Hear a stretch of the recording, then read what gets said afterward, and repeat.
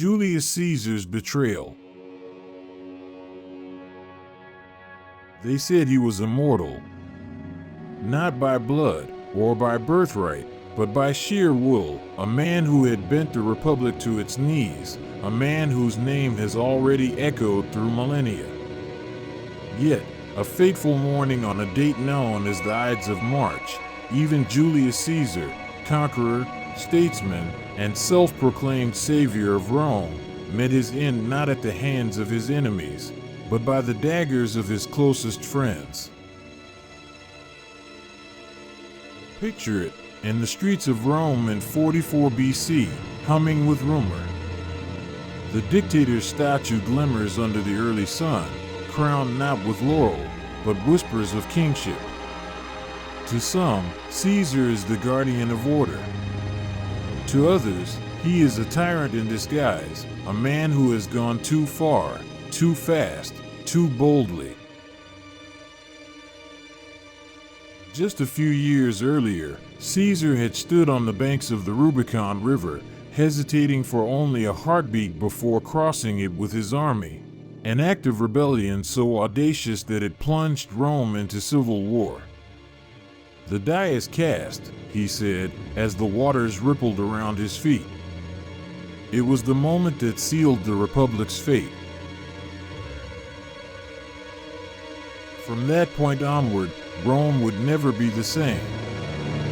He defeated Pompey, the once great general who had been his ally and then his rival. He chased him across continents, from Italy to Greece, and finally to Egypt, where Pompey was executed before Caesar even arrived. A brutal gesture of loyalty from the Egyptian court that left Caesar both victorious and hollow. But in Egypt, something else happened, something that would shape history in quieter, more intimate ways. Caesar met Cleopatra. Together, they forged an alliance of passion and politics. With her at his side, Caesar returned to Rome not just as a conqueror, but as a man who could see beyond the borders of the Republic, a man who dreamed of an empire. Back in Rome, he reigned supreme. He reformed laws, expanded the Senate, restructured the calendar, even planned vast public works. He pardoned many of his former enemies, calling them back from exile, men like Brutus and Cassius, whose lives he had spared, whose honor he had restored. He believed mercy would win loyalty. But mercy, it turned out, was a dangerous gamble. Because while Caesar built monuments to his glory, resentment festered in the marble halls of the Senate. Each new title, Father of the Nation, Dictator for Life, felt like a nail in the coffin of the old republic. Senators who once ruled Rome now found themselves powerless, their voices drowned by one man's ambition. And among those men, two names would forever be etched in infamy: Gaius Cassius Longinus, the calculating soldier, and Marcus Junius Brutus, Caesar's beloved protege, almost a son to him.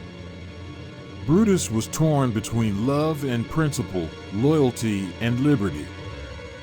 His ancestors had helped drive out Rome's last kings. To him, monarchy was a poison. And yet the man accused of wearing a crown had once saved his life. In the weeks leading up to the Ides of March, the air in Rome grew heavy. Omens spread like wildfire. A soothsayer warned Caesar, beware the Ides of March. His wife, Calpurnia, woke trembling from a nightmare, begging him not to attend the Senate that day. She claimed she saw his statue bleeding in her dreams. Even the sacrifices that morning were said to be ill-omened, the animals without hearts. But Caesar, dismissing the signs, laughed them away. "Cowards die many times before their deaths," he said. "The valiant never taste of death but once." The conspirators, meanwhile, finalized their plan. 60 men, senators, nobles, men of reputation, swore an oath in secret. Their justification was noble. They told themselves they were saving the Republic. Yet for many, it was envy, fear, and wounded pride that guided their hands. March 15th, 44 BC. The theater of Pompey, not the Senate House itself, which was under renovation, but a grand hall dedicated to the man Caesar had once defeated. The irony was almost divine.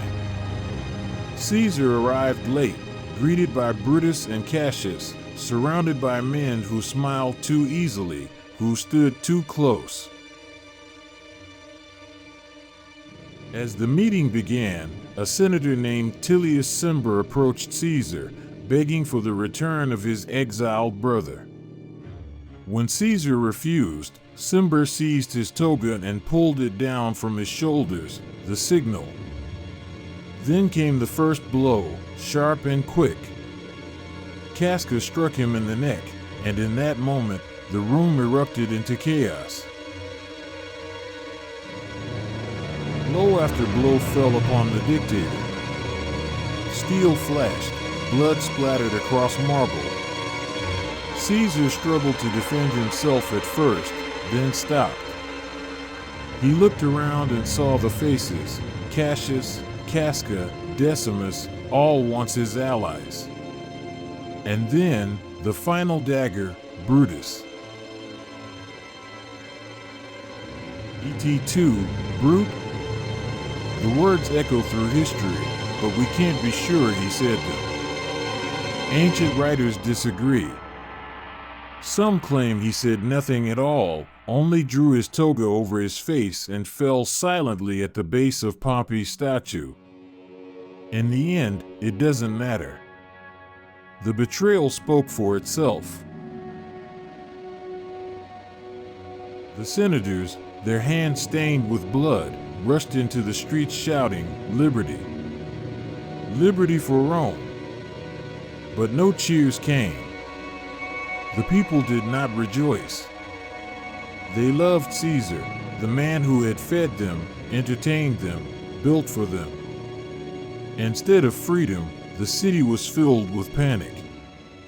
The conspirators had killed a man, but not his legend. At his funeral, Mark Antony spoke to the masses, unrolling Caesar's will. It revealed money left to every citizen of Rome, gardens donated for public use, a gesture of generosity even in death. The crowd turned from grief to fury. They seized the benches, the torches, anything that would burn, and set the city ablaze. The liberators fled for their lives. And so, the murder meant to save the Republic destroyed it instead. Within months, civil war consumed Rome once more. Brutus and Cassius, hunted and despised, took their own lives in defeat. And rising from the ashes came Caesar's heir, Octavian, later Augustus, the first true emperor of Rome. Julius Caesar's death was not the end of tyranny, but the beginning of one of the most renowned empires. His blood paved the way for centuries of emperors who would rule in his shadow. The republic he crossed the Rubicon to avenge was gone forever, and in its place stood a new Rome, forged by betrayal, sealed by ambition, and remembered by a name that would become synonymous with power itself. For more than 2,000 years, that name, Caesar, would echo across continents and languages: Kaiser, Tsar, Emperor. A single man's life and death, redefining the meaning of rule itself. Perhaps that was the greatest irony of all. The men who killed Julius Caesar thought they were defending freedom, but in truth, they only ensured that his legacy would reign eternal. making him an immortal figure in history.